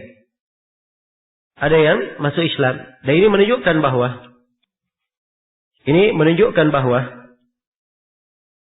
urusan memberikan hidayah, menurunkan adab, itu adalah hak Allah Subhanahu wa ta'ala, di tangan Allah Subhanahu wa ta'ala. Allah memuliakan siapa yang Allah kehendaki, Allah menghinakan siapa yang Allah kehendaki. Ya, dan dimaklumi ya bagaimana Umar bin Khattab itu sebelum masuk Islam, permusuhannya kepada Nabi dan para sahabat. Iya. Tapi Allah Subhanahu wa ta'ala memberikan kepadanya hidayah dalam Islam. Justru beliau menjadi salah seorang yang dengannya umat Islam disanjung dan dimuliakan. Iya. Kemudian yang kedelapan, al-qunut fin nawazil. Tentang kunut nawazil, kunut nazilah. Dan ini disyariatkan ya. Ya, kalau terjadi nazilah. Baik. Menurut pendapat jumhurul ulama. Kemudian yang kesembilan, tasmiyatul mad'uwi alaihim fi sholati bi asma'ihim wa asma'i abaihim. Ya, tentang menyebut nama orang-orang yang didoakan dengan keburukan dalam sholat dengan menggunakan nama-nama mereka dan nama-nama bapak-bapak mereka. Kemudian yang ke-10, la'nul muayyan fil qunut. laknat terhadap kafir tertentu pada kunut. Ini sisi pendalilan penulis di sini agak rumit ya. Ya, sebab di dalam hadis adalah doa supaya orang itu dilaknat, bukan beliau melaknatnya langsung. Iya. Dan telah berlalu ya, kita sebutkan ada silang pendapat di kalangan para ulama tentang hal ini. Nah, kemudian yang ke-11, kisatuhu sallallahu alaihi wasallam lamma anzala alaihi wa anzir ashiratakal aqrabin. Kisah Nabi sallallahu alaihi wasallam saat Allah turunkan firman-Nya kepada beliau, dan berilah peringatan kepada keluarga dan sanak kerabatmu yang terdekat. Iya. Dan ini luar biasa ya kisahnya. Langsung beliau berdiri, menyambut perintah, menyampaikannya. Iya. Dan terdapat di dalamnya ciri keislaman. Dan terdapat di dalamnya ketaatan wali-wali Allah. Segera di dalam kebaikan. Kalau dia mengakunya wali-wali Allah, tapi dia adalah orang yang paling banyak bermaksiat, paling banyak berbuat kesyirikan, tidak mengagungkan Allah, maka itu bukan wali namanya. Kalaupun ada hal yang aneh yang keluar darinya, itu bukan karamah. Ya, tapi itu dari waswas syaitan. Atau dari garama yang ditimpakan oleh syaitan. Iya. Yang ke-12, jidduhu sallallahu alaihi wasallam fi hadzal amr, bihaitsu fa'ala ma nusiba bisababihi ila al-junun, wa kadzalika law yaf'aluhu muslimun al-an. Iya. Dan beliau kesungguhan Rasulullah sallallahu alaihi wasallam bahwa beliau melakukan suatu perbuatan sehingga karena perbuatan tersebut beliau dituduh gila. Demikian pula jika seorang muslim melakukannya pada hal ini. Sebab Nabi ketika naik dan mengumumkan, wahai sekalian orang Quraisy. Iya. Beliau panggil satu persatu. Dan ini dibicarakan apa? Dibicarakan oleh kaum Quraisy. Wah, ini Nabi Muhammad sudah gila. Dia naik begitu, mengumumkan. Jelas ya? Baik. Maka ini tetap dilakukan oleh Rasulullah sallallahu alaihi wasallam. Demikian pula jika seorang muslim melakukan hal itu pada saat ini. Iya, sebab banyaknya kesyirikan, banyaknya orang-orang yang tidak mengerti makna dari tauhid. Kadang kalau ada yang menyerukan hal tersebut, mungkin akan dikatakan juga seperti itu. Iya. Kemudian yang terakhir, yang ke-13, qauluhu lil abadi, qauluhu sallallahu alaihi wasallam lil abadi wal aqrab, la ughni anka minallahi syai'an. Hatta qala ya Fatimah binta Muhammadin la ughni anki minallahi syai'a. Fa idza sarraha wa huwa sayyidul mursalin bi annahu la yughni syai'an an sayyidati nisa'il alamin wa amana al-insanu bi annahu la yaqulu illa al-haqqa thumma nadhara fi ma waqa'a fi qulubi khawassin nas al-yawm tabayyana lahu at-tauhid wa ghurbatud din. Iya. Ini dari faedah yang sangat menarik dan kedetailan istimbat dari Syekh rahimahullah, pelajaran yang berharga sekali beliau petik di dalam bab ini. Kata beliau, sabda beliau kepada kerabat beliau yang jauh dan kerabatnya yang dekat. Sesungguhnya aku tidak mampu untuk membela kalian di depan Allah sama sekali. Dan ucapan beliau kepada Fatimah, wahai Fatimah putri Muhammad, aku tidak mampu membela engkau sedikit pun di depan Allah pada hari kiamat. Apabila beliau sendiri telah menegaskan hal ini. Sementara beliau adalah penghulu para rasul. Dan beliau tidak berkuasa untuk melakukan hal ini. Tidak mampu untuk melakukan hal ini. Untuk penghulu, para penghuni sorga atau para perempuan. Ya, penghulu perempuan terbaik di jagat ini. Sebab Fatimah perempuan yang terbaik. Ya. Karena beliau adalah pemimpin perempuan di sorga. Fatimah radhiyallahu ta'ala anha. Jadi Nabi saja, pemimpin para Nabi tidak mampu membela Fatimah, putri yang pemimpin para perempuan penghuni surga pada hari kiamat. Iya. Dan seorang yang mengimani bahwa beliau tidaklah mengucapkan kecuali kebenaran tentunya. Iya. Kemudian dia memperhatikan segala hal yang terjadi pada tokoh-tokoh kaum muslimin pada zaman ini. Maka akan jelas baginya perkara tauhid dan keterasingan agama. Iya, ini kalau diperhatikan ya dengan seksama akan tampak sekali bagaimana hakikat tauhid itu. Iya. Sebab aneh.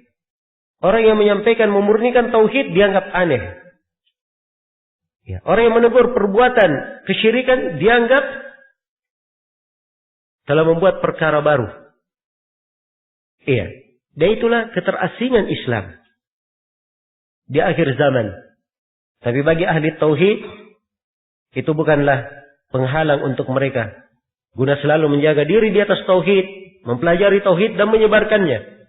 Karena Rasulullah sallallahu alaihi wasallam bersabda, "Badal Islamu ghariban wa sayudu ghariban kama bada, fatuba lil ghuraba." Islam itu dimulai dalam keadaan asing dan akan kembali dianggap asing lagi sebagaimana awal mulanya. Dan ini sudah terjadi. Iya. Banyak dari tuntunan dianggap asing oleh manusia. Padahal tuntunan jelas sekali dari ayat-ayat dan hadits Rasulullah. Maka orang yang dianggap asing ini jangan dia bersedih hati. Nabi bersabda, "Fatuba lil ghuraba." Beruntunglah orang-orang yang apa? Dianggap asing. Beruntunglah orang-orang yang dianggap asing tersebut. Iya. Baik, selesai bab ini. Kemudian penulis rahimahullah berpindah ke bab berikutnya.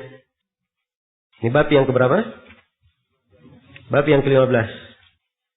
Kata beliau, babu qaulillahi ta'ala, hatta idza fuzzi'a an qulubihim qalu madza qala rabbukum qalu al-haqqa wa huwa al-aliyyul kabir. Firman Allah Ta'ala, sehingga apabila rasa takut dari hati para malaikat itu telah dihilangkan, mereka pun bertanya, apa yang telah difirmankan oleh Rabb kalian? Mereka pun menjawab bahwa Allah berfirman perkataan yang hak. Dan dialah yang maha tinggi lagi maha besar.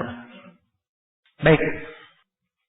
Di dalam bab ini, penulis rahimahullahu ta'ala mulai masuk menjelaskan tentang para malaikat.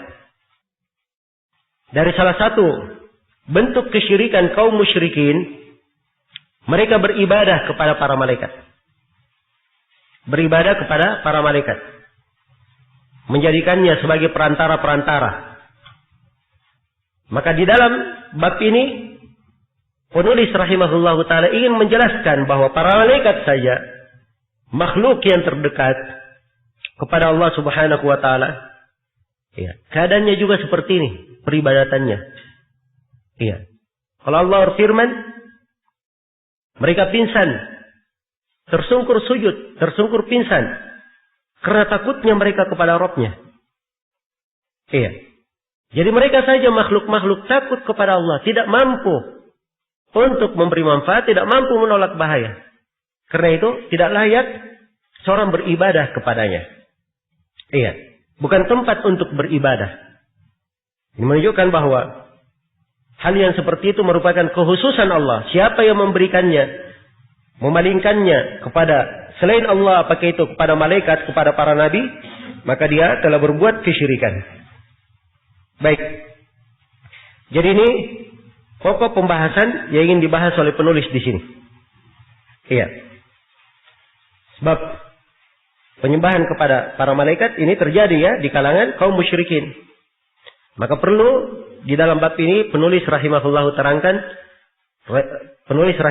ta'ala menerangkan bagaimana keadaan para malaikat itu.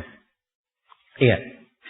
Jelas ya, jadi sekali lagi semua ini adalah bantahan terhadap seluruh kaum musyrikin yang berbuat kesyirikan kepada Allah.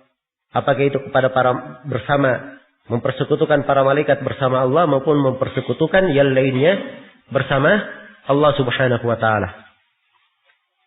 Ya, hatta idza fuzzi'a an qulubihim.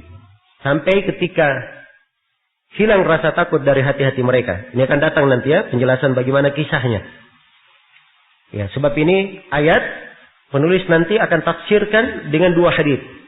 Akan dia bawakan dua hadits yang menafsirkan ayat. Jadi begitu para malaikat sudah tersadar, ya, maka mereka bertanya kepada Jibril, "Madza qala rabbukum?" Apa yang diucapkan oleh Rabb kalian? Maka Jibril menjawab bahwa Allah berfirman al-haq, berucap dengan kebenaran, wa huwal ali, dan dialah Allah yang maha tinggi, al-azim al-kabir, dan maha besar. Disebut dua nama dari nama Allah yang agung, yang maha tinggi, yang tercakup di dalamnya tiga jenis ketinggian Allah. Ketinggian pada zatnya, ketinggian pada kemampuannya, dan ketinggian dalam kekuasaan dan penaklukannya. Iya. Al-Kabir, dan Allah maha besar. Karena Allah subhanahu wa ta'ala maha besar dalam segala hal. Maha besar dalam rububiyahnya, maha besar dalam uluhiyahnya, maha besar dalam nama-nama dan sifatnya, maha besar dalam agama dan syariatnya, maha besar dalam ketentuan dan takdirnya. Baik. Jadi makna ayat ini jelas ya. Allah mengabarkan tentang para malaikat ketika mereka mendengar wahyu dari Allah. Iya. Maka ketika mereka mendengarkannya, mereka sangat takut karena pengagungan dan pemuliaan mereka kepada Allah. Bahkan mereka gemetar sampai pingsan. Iya. Ketika rasa takut itu hilang, mereka saling bertanya apa yang diucapkan oleh Rabb kalian. Maka mereka pun menjawab bahwa Allah mengucapkan yang maha hak, yang benar, dan dialah Allah yang maha tinggi atas segala sesuatu dan maha besar, yang tidak ada lebih besar, lebih agung daripada Allah. Iya. Faedah dari ayat yang pertama, bantahan terhadap seluruh kelompok musyrikin yang beribadah kepada Allah, juga kepada mereka yang tidak mendekati apalagi menyamai para malaikat dalam salah satu dari sifat-sifatnya. Jadi ini ayat bantahan ya terhadap seluruh lapisan kaum musyrikin. Kesyirikan itu banyak. Ada yang beribadah kepada malaikat, ada yang selain malaikat. Kepada malaikat saja seperti ini keadaannya di dalam ayat. Apalagi siapa yang diibadahi kedudukannya tidak sama seperti apa? Malaikat. Iya. Jelas ya? Ini menunjukkan bantahan terhadap seluruh lapisan orang-orang yang berbuat kesyirikan. Kemudian di dalam ayat terdapat penetapan sifat kalam berbicara bagi Allah sesuai dengan kemuliaan dan keagungannya. Dan terdapat di dalam ayat bahwa kalam Allah bukanlah makhluk. Sebab para malaikat berkata apa yang telah difirmankan oleh Rabb kalian. Ya, tidak mengatakan apa yang diciptakan oleh Rabb kalian, tapi difirmankan. Dan terdapat di dalam ayat penetapan sifat ketinggian Allah Subhanahu wa taala di atas seluruh makhluknya. Dan ini sebelumnya terdapat di dalam ayat penetapan nama Al-Ali, yang artinya maha tinggi. Yang terkandung di dalamnya penetapan ketinggian Allah di atas seluruh makhluknya. Dengan seluruh makna ketinggian ya, sebab ketinggian punya 3 makna sebagaimana yang telah kita terangkan tadi. Dan terdapat di dalam ayat penetapan nama Al-Kabir. Dan kandungan yang terkandung di dalam nama berupa kebesaran dan keagungan Allah Subhanahu wa taala. Iya. Kemudian penulis rahimahullah menafsirkan ayat ini dengan membawakan 2 hadis. Beliau bawakan 2 hadis untuk menafsirkannya. Kata beliau wa fi sahih an Abi Hurairah radhiyallahu anhu anin Nabi sallallahu alaihi wasallam annahu qala. Diriwayatkan dalam sahih dari Abu Hurairah radhiyallahu anhu dari Nabi sallallahu alaihi wasallam beliau bersabda, "Idza qadallahu al-amra fis sama' darabatil malaikatu bi ajnihatiha khada'anan liqaulihi ka'annahu silsilatun ala Safwan yanfudhuhum dalik hatta idza fuzzi'a an qulubihim qalu madza qala rabbukum qalu al-haqq wa huwa al-aliyyul kabir." Apabila Allah menetapkan perintah di atas langit, para malaikat mengepakkan sayap-sayapnya karena patuh kepada firman-Nya. Seakan-akan firman yang didengar itu seperti gemerincing rantai besi yang ditarik di atas batu yang rata, batu yang licin dan rata. Yang hal itu memekakkan telinga mereka, memekakkan mereka sehingga mereka jatuh pingsan karena ketakutan. Sehingga apabila rasa takut itu telah dihilangkan dari hati-hati mereka, mereka bertanya, apa yang telah difirmankan oleh Rabb kalian? Mereka pun menjawab perkataan yang benar. Dialah Allah yang maha tinggi lagi maha besar. Fayasma'uha mustarikus sam'i. Wa mustarikus sam'i hakada ba'duhu fawqa ba'din. Wasafahu Sufyanu bikattihi faharrafaha wa baddada asabi'ihi. Ya. Kata beliau, ketika itulah syaitan-syaitan penyadap berita, penyadap wahyu mendengarnya. Ya. Keadaan penyadap berita itu seperti sebagian mereka di atas sebagian yang lain. Sufyan menggambarkannya dengan telapak tangannya, dengan merenggangkan dan membuka jari jemarinya. Jadi direnggangkan begini oleh Sufyan ke atas. Maksudnya mereka ini saling bersusul. Susul, menyusul. Yang di atas mendengar, yang di bawah yang di atas sampaikan ke bawah sampaikan ke bawah, sampaikan terus cepat. Jelas ya? Fayasma'ul kalimata fayulqiha ila man tahtahu. Oleh karena itu dia mendengar satu kalimat dari firman Allah. Ya, kemudian penyadap berita yang di atas menyampaikan kepada yang berada di bawahnya. Tsumma yulqiha al-akharu ila man tahtahu hatta yulqiha ala lisanis sahir awil kahin. Ya, kemudian yang di bawahnya tersebut menyampaikan lagi kepada yang di bawahnya. Demikian seterusnya hingga sampai ke mulut tukang sihir atau ke tukang ramal. Iya. Farubbama adrakahu syihab qabla ayyulqiyaha. Akan tetapi kadang syaitan itu penyadap berita terkena syihab, ya bintang yang dilemparkan. Ini biasa disebut bintang jatuh ya. Dan kadang kelihatan bintang jatuh itu. Itu lemparan-lemparan. Ya, terhadap siapa? Pencuri berita dari langit. Ya. Jadi kadang syaitan pendengar ini, penyadap ini terkena. Ya. Lemparan api itu sebelum sempat mendengar kalimat itu. Nah. Warubbama alqaha qabla yudrikahu. Dan kadang dia sudah sampaikan, baru dia kena. Fayakdibu ma'aha mi'ata kadbah. Ya, dia sampaikan dan sudah dicampur dengan 100 kedustaan. Ya, sudah dicampur dengan 100 macam kedustaan. Nah, fayuqalu alaysa qad qala lana yawma kada wa kada kada wa kada fayusaddaqu bitilkal kalimah allati sumi'at minas sama. Ya, bukankah dia telah mengabarkan kepada kita bahwa pada hari begini akan terjadi begini? Ya, dan kabar itu benar-betul terjadi. Sehingga dipercayailah tukang sihir dan tukang ramal tersebut karena suatu kalimat yang dia dengar yang didengarkan dari langit itu. Jadi inilah keberadaan para apa? Para tukang sihir itu. Nah, dan ini yang berjalan di tengah apa? Hah? Di tengah orang-orang yang sering datang ke dukun. Oh, itu kemarin datang ke dukun. Memang dukunnya jago itu. Ya, benar itu. Jelas ya? Mungkin saja kebetulan. Ya. Dukunnya tebak-tebak kalau dia tidak dapat berita. Ya, tahu dapat berita dari jinnya. Dari pencuri berita. Satu saja kalimat yang benar. Sudah dicampur dengan apa?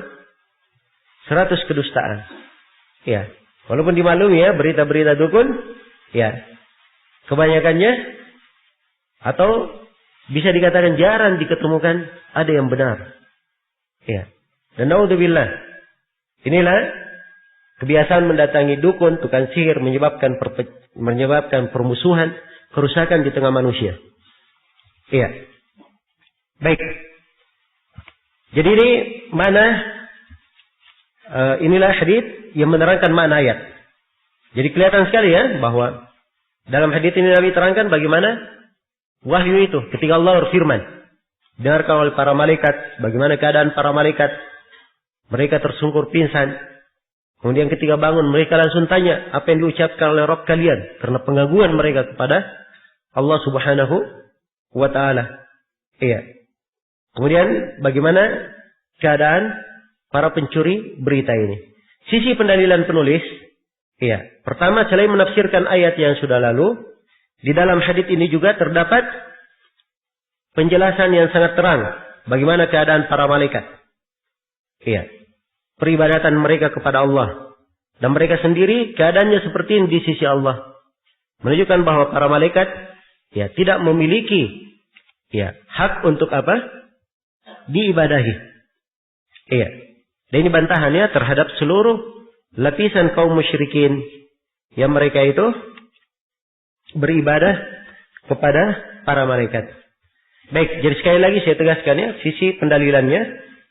Bahwa para malaikat itu sendiri beribadah kepada Allah. Takut kepada Allah. Iya. Mereka sendiri beribadah kepada Allah. Takut kepada Allah.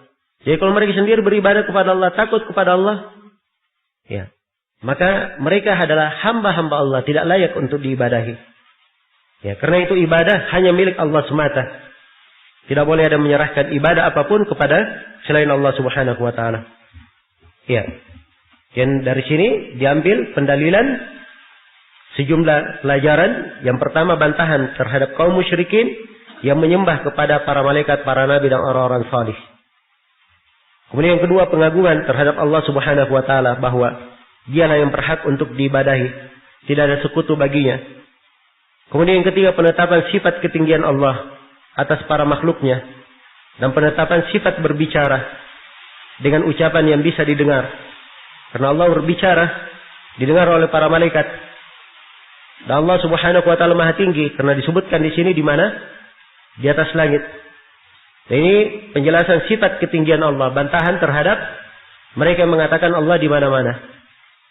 Ya, ini hadits tegas menunjukkan bahwa Allah Subhanahu wa taala Maha tinggi di atas langit. Dan di dalam hadits ini juga terdapat penjelasan kebatilan sihir dan perdukunan. Meskipun terkadang tukang sihir dan dukun itu benar. Ya. Kemudian di dalam hadits ini juga terdapat penjelasan bahwa yang menjadi ukuran, yang menjadi ukuran adalah skala mayoritas dan kebanyakan, bukan yang sedikit lagi jarang. Maksudnya di dalam kejadiannya, terjadinya. Ya seperti dukun ini, ya dukun ini kadang dia benar, kadang satu kali dia benar, setelah itu dipercayai semuanya.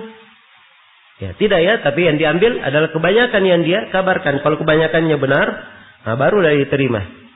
Demikian, itu yang menjadi ukuran. Mayoritas apa yang dia kabarkan. Iya. Kemudian di sini Syekh bawakan hadits yang kedua. Hadits yang kedua masih berkaitan dengan bab menafsirkan ayat juga. Kata beliau, wa an-Nawas ibn Sim'an radhiyallahu anhu qala Rasulullah sallallahu alaihi wasallam. Dari An-Nawas bin Sim'an radhiyallahu anhu, beliau berkata, Rasulullah sallallahu alaihi wasallam bersabda, "Idza arada Allah Ta'ala an yuhiya bil amri, takallama bil wahyi, akhadatis samawat minhu rajfah." Apabila Allah hendak mewahyukan perintahnya, dia memfirmankan wahyu itu, maka langit-langit bergetar. Iya. Atau di riwayatnya dikatakan ra'datun syadidah khaufan minallah, atau berdentum dengan keras. Ada seperti guntur yang sangat keras karena takut kepada Allah. Fa idza sami'a dzalika ahlus samawati sa'iqu wa kharru sujjada. Apabila hal tersebut didengarkan oleh penghuni langit, mereka pun lunlai dan bersimpuh sujud kepada Allah. Bersimpuh sujud kepada Allah. Fayaqulu aw yaqra Jibrilu. Maka yang baik. Maka jadilah Jibril sebagai malaikat yang pertama kali mengangkat kepalanya. Iya. Fayukallimuhu Allah min wahyihi bima arada. Kemudian Allah memfirmankan kepadanya berupa wahyunya sesuai dengan kehendaknya. Tsumma yaqulu Jibrilu alal malaika kullama malaikatuha ma qala rabbuna ya Jibril, fayaqulu Jibril qala al-haq wa huwa al-aliyyul kabir. Maka setiap kali melewati satu langit, ya kemudian Jibril melewati para malaikat, setiap kali melewati satu langit, Jibril ditanya oleh para malaikat penghuni langit tersebut, apa yang telah difirmankan oleh Rabb kita wahai Jibril? Maka Jibril menjawab kebenaran, perkataan yang benar, dialah yang maha tinggi lagi maha besar. Iya, fayaquluna kulluhum mithla ma qala Jibril, fayantahi Jibrilu bil wahyi ila haitsu amarahu Allah azza wa jalla. Maka seluruh malaikat pun mengucapkan seperti ucapan Jibril itu. Demikianlah sehingga Jibril menyampaikan wahyu tersebut sesuai dengan perintah Allah azza wa jalla. Iya, ini mirip ya dengan hadits sebelumnya. Ya, terdapat di dalam hadits ini bagaimana pengabaran Nabi terhadap keagungan Allah Subhanahu wa taala yang berbicara dengan wahyunya sesuai dengan kehendaknya. Langit ya bergetar, bergoncang dengan dahsyatnya, takut kepada Allah. Demikian pula para malaikat tersungkur pingsan, sujud mengagungkan Allah Subhanahu wa taala karena takut kepadanya. Iya. Dan disebutkan bahwa ketika malaikat pingsan, Jibril yang paling pertama mengangkat kepalanya. Kemudian Jibril pun menyampaikan ya hal tersebut kepada penduduk langit. Ya, setiap langit yang dilalui Jibril ditanya oleh penduduknya apa yang difirmankan oleh Rabb kita wahai Jibril, maka Jibril pun menjawabnya, menyampaikannya bahwa yang diucapkan, yang difirmankan adalah kebenaran dan Allah yang maha tinggi lagi maha besar. Kemudian selanjutnya wahyu itu disampaikan oleh Jibril kepada arah yang beliau diperintah untuk menyampaikannya. Iya, di dalam hadits ini sama dengan nas-nas sebelumnya ya. Terdapat keterangan keagungan Allah dan ketakutan para malaikat dan langit-langit kepada Allah. Malaikat, langit keadaannya seperti itu. Takut kepada Allah subhanahu wa ta'ala. Iya, ini menunjukkan bahwa dialah Allah satu-satunya yang berhak diibadahi. Semuanya adalah makhluk. Iya, semua dari malaikat, langit, para nabi, orang-orang soleh adalah makhluk. Ya, bukan orang yang layak untuk diibadahi. Orang yang pantas untuk diibadahi. Ibadah itu hanya milik Allah subhanahu wa ta'ala semata. Ya, faedah dalam hadis bantahan terhadap kaum musyrikin yang menjadikan bersama Allah sembahan-sembahan lain dari kalangan makhluk. Ya, karena seluruh sembahan itu adalah batil. Ya, menyembah malaikat saja yang mereka hamba Allah yang paling dekat adalah batil, apalagi selain daripada mereka. Penjelasan tentang keagungan Allah Azza wa Jalla dan keberhakan Allah untuk diibadahi satu-satunya. Juga dalam hadis terdapat penetapan bahwa Allah berbicara kapan saja dia kehendaki, dengan apa yang dia kehendaki, dan dengan cara yang dia kehendaki. Dan juga di dalam hadis terdapat penetapan ketinggian Allah di atas para makhluknya. Dan juga di dalam hadis terdapat penjelasan keutamaan Jibril alaihi salam. Ya, disebut alaihi salam ya, karena Jibril malaikat penyampai wahyu. Sebagaimana Rasul di dunia penyampai wahyu disebut alaihi salam, maka malaikat penyampai wahyu juga disebut apa? Alaihi salam. Dan ini dari etika dan adab. Dan terdapat juga di dalam hadis penetapan sifat iradah bagi Allah. Terdapat di dalam hadis penetapan sifat kalam bagi Allah dan suara dari firman Allah. Dan terdapat di dalam hadis penetapan sifat keagungan Allah. Dan terdapat di dalam hadis bahwa seluruh langit itu ada penghuninya.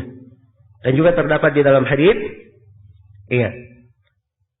penetapan dua nama dari nama Allah, yaitu nama Al-Ali dan nama Al-Kabir. Baik. Jadi sekali lagi penekanan-penekanan dalam seluruh bab ini, bahwa malaikat itu dari makhluk Allah yang paling agung. Dari makhluk Allah yang paling dicinta oleh Allah. Yang paling takut kepadanya, paling beribadah kepadanya. Bersamaan dengan itu mereka juga hamba-hamba Allah. Beribadah hanya kepada Allah. Iya. Karena itu ibadah wajib diserahkan hanya untuk Allah semata. Siapa yang menyerahkannya kepada selain Allah, maka dia telah berbuat kesyirikan. Baik, kemudian di akhir bab ini penulis rahimahullahu taala menjelaskan beberapa kesimpulan fawaid, masail. Iya. Kata beliau rahimahullah, wa fihi masail, di dalamnya terdapat sejumlah masail.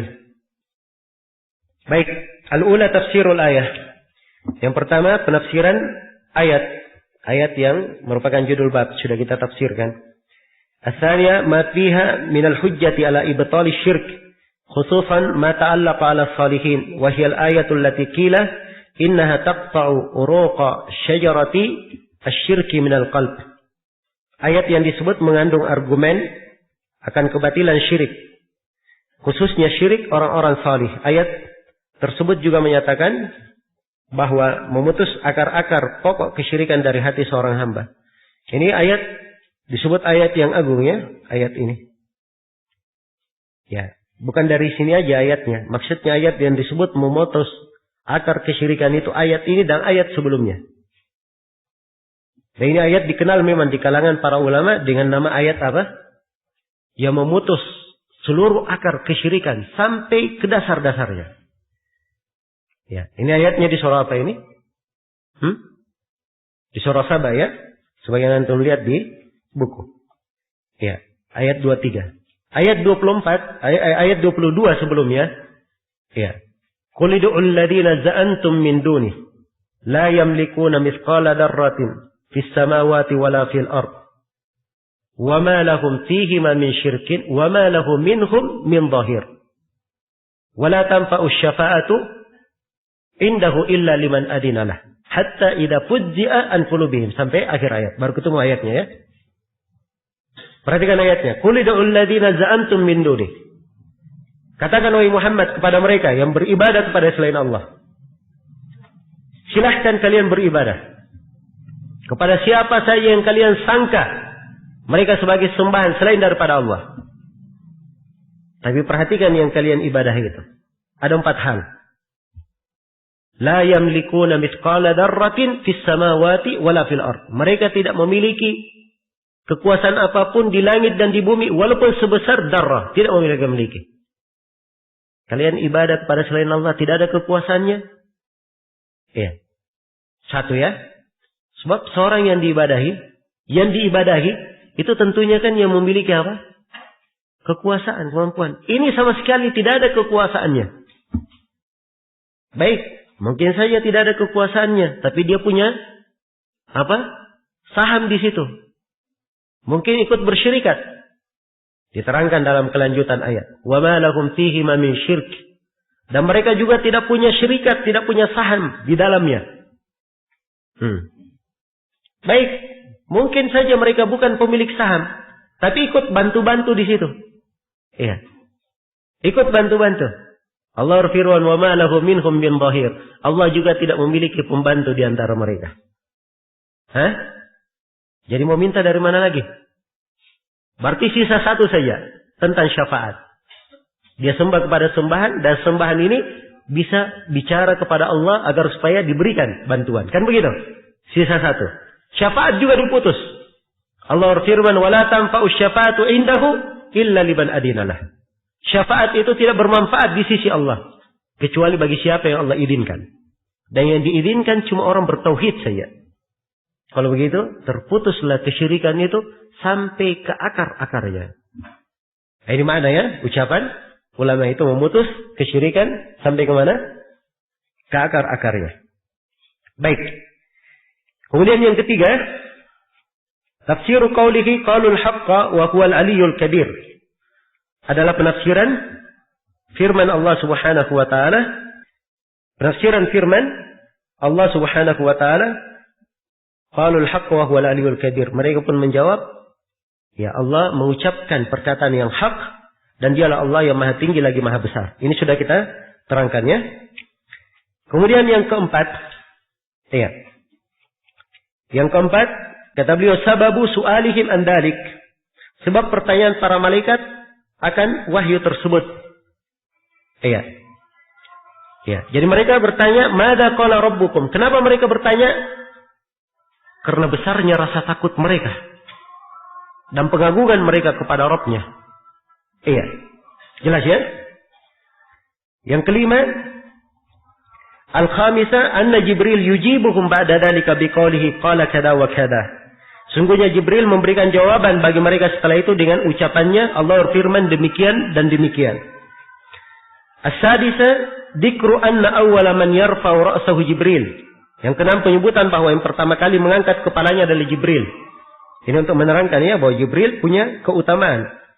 Sebab yang paling pertama mengangkat kepala seperti ini berarti memiliki apa? Keutamaan. Yang ketujuh, annahu yaqulu li ahli samawati kullihim li'annahum yas'alunahu. Kemudian Jibril mengatakan hal ini kepada seluruh penduduk langit karena mereka bertanya kepadanya. Bertanya kepadanya. Dan ini menunjukkan apa?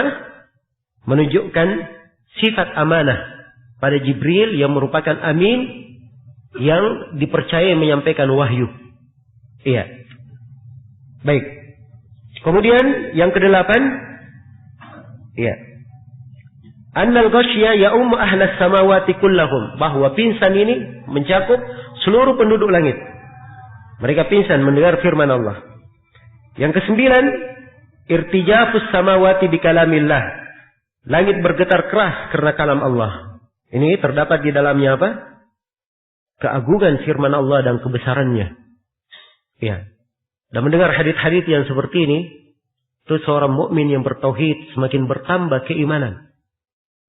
Ingat ya, bahwa di pembahasan seperti ini dia tidak menggambarkan bagaimana bentuknya, bagaimana kaifiatnya, tidak. Tapi yang tertanam di dalam dirinya apa?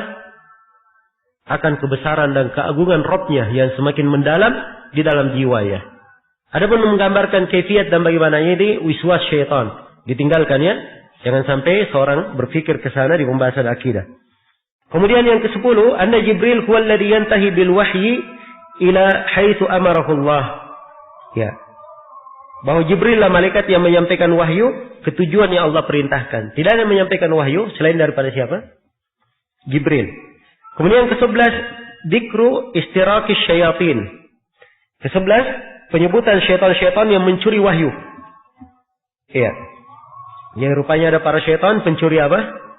Pencuri wahyu. Ya, dan dari sini tampak sudah kartunya tukang-tukang sihir, dukun-dukun seperti itu saja. Karena itu tukang sihir, dukun-dukun, semakin dia kafir kepada Allah, maka semakin banyak apa? Jin dan syaitannya. Ya, semakin banyak dia kerjasama dengan apa? Jin-jin yang mencuri, syaitan-syaitan yang mencuri berita. Yang ke-12, sifatul rukubi ba'dihim ba'dha. Bagaimana? Ya. Apa? Cara syaitan itu naik ke langit, sebagiannya menunggangi sebagian yang lain. Ya, bersambung ya. Baik. Kemudian yang ke-13, sababu irsal asyuhub. Ya, sebab penentaran bintang api itu terhadap para syaitan. Kemudian yang ke-14, annahu taratan yudrikuhu syihab qabla ayyulqiyaha wa taratan yulqiyaha fi uduni waliyihi minal insi qabla ayyudrikahu. Ya, ini ke-14 penting juga untuk diketahui. Ya, ada kalanya syaitan terkena bintang api itu sebelum sempat menyampaikan berita yang dia dengar, dan terkadang pula syaitan telah menyampaikan berita itu ke telinga abdi syaitan yang berasal dari kaum manusia sebelum terkena ya lemparan itu. Kemudian yang ke-15, kaunul kahin yasduqu ba'dul ahyan. Ya, yang ke-15, keadaan suatu ramalan dari para peramal kadang-kadang dia apa? Benar, terkadang dia benar ya. Karena itu tadi sebabnya. Ya, kalau tahu kenapa dia bisa benar, kenapa mirip, hampir mendekati benar, ya. Ini sebabnya kita sudah ketahui. Yang ke-16, ya kaunuhu yakdzibu ma'aha mi'ata kadbah.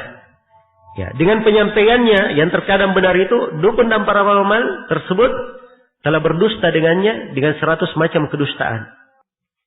Dengan 100 macam kedustaan. Kemudian ke-19, kubulin nufus lil batil. Kaifa yata'allaquna biwahidatin wa la ya'tabiruna bi mi'ati kadbah. Ya. Kata beliau, kecenderungan jiwa manusia menerima kebatilan. Ya. Bagaimana bisa mereka bersandar pada satu berita yang benar dan mereka tidak mempertimbangkan 100 kedustaan. Ya. Jadi dia percaya berita dukun karena satu kalimat yang benar. Padahal dia periksa ternyata yang lainnya 100 kedustaan. Setelah itu dia masih percaya ke berita dukun. Ini luar biasa ya. Ya. Bagaimana mereka bersandar kepada hal itu. Ini menunjukkan bahwa jiwa itu banyak kelemahan. Iya. Karena itu syariat menutup segala pintu yang seorang muslim bisa jatuh di dalam kesyirikan. Iya. Karena mungkin karena jiwa yang lemah ini dia akan terseret jatuh di dalamnya tanpa dia sanggup untuk melawannya. Maka dihindarkanlah dia ditutuplah segala pintu yang mengarah kepada kesyirikan di dalam syariat. Agar supaya dia tidak jatuh di dalam hal yang membatalkan keislamannya. Iya. Kemudian yang ke-19, kaunuhum yulqi ba'duhum ila ba'din tilkal kalimah wa yahfazunaha wa yastajilluna biha. Iya. Berita yang benar dari sandukun ini tersebut diterima oleh sebagian mereka, ya dari sebagian manusia lain, lalu mereka menghafal berargumen dengan satu berita benar ini. Jadi mereka sebut yang benarnya saja, bukankah begini, bukankah begini. Nah, itu penyebutan itu sebenarnya ahlul batil ya secara umum. Ya, kalau ada satu sudah dia pakai dengan hujjah, diambil dengan satu ini untuk mengaburkan yang lainnya, untuk mengaburkan yang lainnya. Yang ke-20, isbatus sifat khilafan lil mu'attilah. Terdapat penetapan sifat dan ini berbeda dengan sekte mu'attilah. Ya banyak sekali ya sifat yang terkandung di dalam ayat-ayat dan hadits-hadits. Sudah kita sebutkan sifat keagungan Allah, sifat berbicara, sifat suara dari pembicaraan tersebut. Kemudian sifat al-ulu, kemudian sifat al-kibriya, kebesaran Allah Subhanahu wa taala. Ya, yang ke-21 at-tasrih bi anna tilka ar-rajafa wal ghasyya kana khaufan min Allah azza wa jalla. Ya, penegasan bahwa tentang langit yang bergetar dan para malaikat yang pingsan itu karena takut kepada Allah azza wa jalla. Yang ke-22, annahum yakhirruna lillahi sujada. Bahwa mereka para malaikat itu segera bersujud kepada Allah Azza wa Jalla. Baik, selesai bab ini. Insyaallah taala setelah maghrib nanti kita akan sambung sesi berikutnya. Subhanakallahumma wa bihamdik, asyhadu an la ilaha illa anta, astaghfiruka wa atubu ilaik. Walhamdulillahirabbil alamin.